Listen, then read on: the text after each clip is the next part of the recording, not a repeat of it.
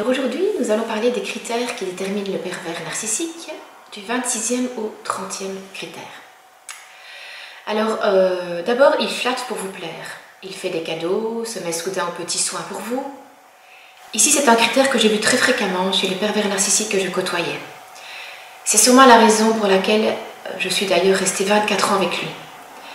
Ayant eu une enfance malheureuse, une mère qui souffrait aussi de perversion narcissique, un père absent, puis un beau-père soumis qui, menacé par ma mère, nous cognait mes frères et moi, j'avais réuni, bien malgré moi, toutes les raisons pour être facilement manipulée.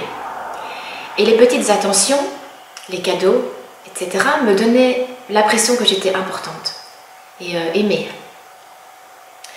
À ce niveau-là aussi, les cadeaux que je recevais lors des dernières années de notre union n'étaient plus perçus de la même façon. En effet, mon ex-époux, travaillant dans une grande surface où il y avait aussi des magasins de vêtements, il était facile pour lui d'emporter un vêtement en vitesse qu'il payerait plus tard avec l'argent du ménage et de le ramener à la maison. Cependant, je me souviens des 2 derniers Noëls où j'ai reçu des vêtements du magasin de l'enseigne pour laquelle il travaillait. Ces vêtements n'étaient pas à ma taille, car la taille que je portais n'était plus disponible.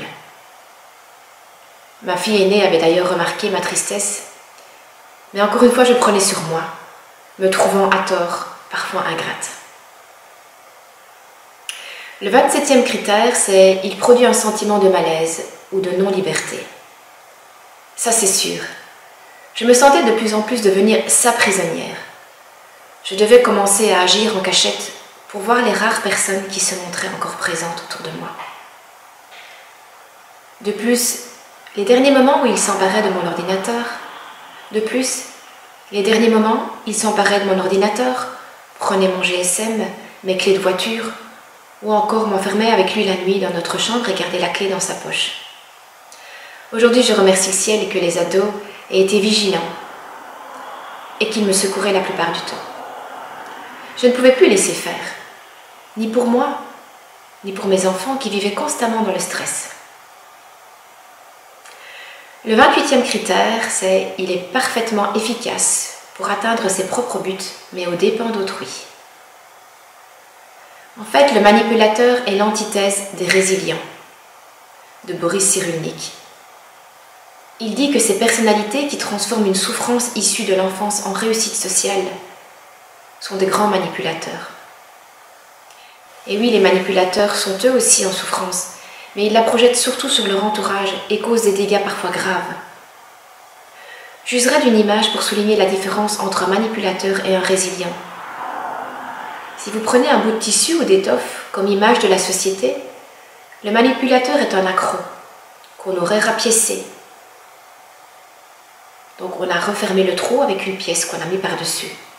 Il ne fait donc pas partie de l'étoffe originelle. Le résilient est aussi un accro ou une anormalité, mais il se présente à la fin comme un renforcement de la trame du tissu. Les fils sont raccommodés ensemble. Les victimes sont des résilients et ils triompheront de leurs blessures, même si, jamais, ils ne pourront oublier. Le 29e critère, il nous fait faire des choses que nous n'aurions probablement pas faites de nos propres gré.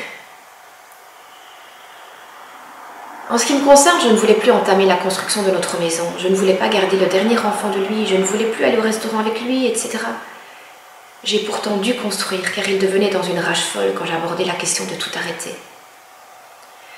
J'ai eu mon 4e enfant, car je n'aurais jamais pu avorter, aimant trop les enfants.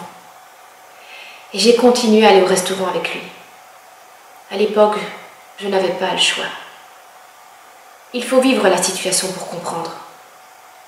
Mais je crois aussi au destin, ou en tout cas à l'univers, à la force d'attraction. Et je reste persuadée que mon bébé, qui ne devait pas venir, est venu pour m'aider à traverser cette épreuve. Je crois aussi que j'ai construit cette maison pour une bonne raison. L'avenir nous l'apprendra, mais il n'y a pas de hasard, soyez-en certains.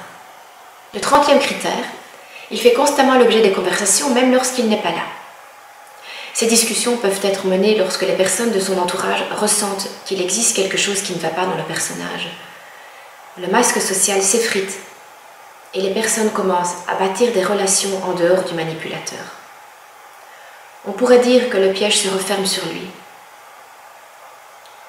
Le désarroi de l'entourage est guidé souvent par l'incohérence de son comportement, d'une personne à une autre, ou par rapport à ses dires. Toutes ces incohérences font que le manipulateur, absent, fera souvent l'objet de discussions, faute d'avoir des explications claires de sa part. À part mon meilleur ami, puis ensuite les différents services d'aide aux victimes qui se sont occupés de nous, personne ne m'a parlé de la maladie de mon ex-mari. Il est vrai que des amis venaient rarement à la maison, donc il n'était pas évident de déceler sa personnalité déviante. Même quand on a quitté un PN, on parle souvent de lui encore longtemps. À ce sujet, je peux affirmer que ces monstres continuent de faire parler d'eux et continuent à faire du mal à des familles entières, malgré leur absence. Pour évoquer cela, je prendrai l'exemple de ma propre famille. Ayant eu une mère pervers narcissique, j'ai coupé les ponts avec ma famille à 18 ans, par instinct de survie. J'ai revu mes jeunes frères de temps en temps, mais on peut dire que chacun de nous faisait son propre cheminement en essayant vaille que vaille de guérir ses propres blessures. Plusieurs de mes frères et sœurs ont suivi une thérapie. En ce qui me concerne, je ne suis pas attirée par les thérapies traditionnelles. Étant quelqu'un d'assez actif, je préférais agir dans ma vie par d'autres biais. On en reparlera plus tard. Mais le jour où je me suis retrouvée seule, avec mes 4 enfants, sans famille, j'ai recontacté mes frères afin d'être entourée. Leur réponse était unanime. Nous ne sommes pas prêts à reparler du passé et de notre mère. Je leur ai répondu que je n'avais nullement l'intention de parler de notre enfance douloureuse. Il est vrai que je ne suis pas quelqu'un qui me retourne vers le passé. Je vis dans l'instant, et quand cela devenait difficile au quotidien, je me projetais dans le futur. Un futur que je veux radieux. Mais la réaction de mes frères m'a attristée. Même si aujourd'hui je peux comprendre qu'ils n'ont pas ma force et qu'ils se protègent. Ils me disent attendre encore un peu. Et cela fait 3 ans que je les ai appelés. Ils ont la quarantaine et ne sont pas encore assez forts pour me voir, pensant que me voir réouvrirait leurs plaies. Alors honnêtement, je pense qu'ils ne seront plus jamais prêts à me revoir. C'est triste, car mes enfants n'ont plus de grands-parents, de cousins, cousines, de tantes et d'oncles, ni de pères. Cette histoire montre à quel point les dégâts occasionnés par les pervers narcissiques peuvent être énormes au sein d'une famille et souvent irréversibles. Afin de terminer sur une note positive, mes enfants et moi-même avons des amis extraordinaires. Notre histoire nous a permis de choisir des amis véritables, charitables, empathiques, fidèles. Et cela vaut bien mieux qu'une grande famille éloignée et dissolue.